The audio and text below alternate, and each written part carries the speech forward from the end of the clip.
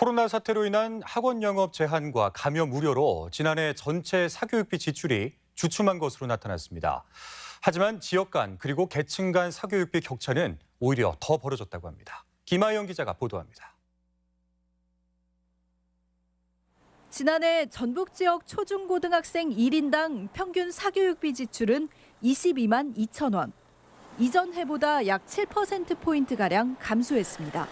코로나 감염 우려에 학원에 대한 영업 제한이 상당 기간 지속되면서 특히 예체능을 중심으로 사교육에 돈을 덜 쓴 것으로 분석됩니다. 사는 곳에 따라 소득 수준에 따라 사교육비 격차는 오히려 벌어졌습니다. 10년 전 서울에 사는 초중고등학생 1명당 평균 사교육비는 32만 1천 원.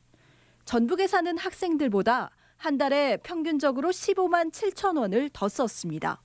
그런데 지난해 이 격차가 21만 원까지 벌어졌습니다. 일반고 학생으로 좁혀보면 격차는 35만 8천 원, 2배 넘게 차이가 납니다. 서울과 지방의 구매력 차이가 결국 교육의 격차로 또다시 학력 격차로 이어지는 현실입니다. 정보력을 전주는 따라가지 못하는 거예요. 공교육에 있어야 되지만 사교육을 할 수밖에 없는 상황이 되잖아요. 그 사교육 속에서조차도 차별을 느낄 수. 또 소득 최상위 구간과 최하위 구간 가구의 사교육 참여율은 2배, 사교육비 지출은 5배 이상 벌어진 것으로 나타났습니다. 고소득층일수록 코로나 상황에서도 사교육을 줄이지 않은 겁니다.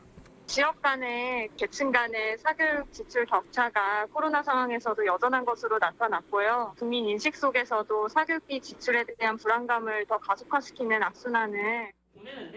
결국 공교육이 이러한 격차 해소에 보다 적극적으로 나서야 한다는 지적과 함께 입시 제도 차원에서도 지역 인재 할당 등 지역 간 교육 격차를 보완할 장치를 강화해야 한다는 목소리가 나오고 있습니다.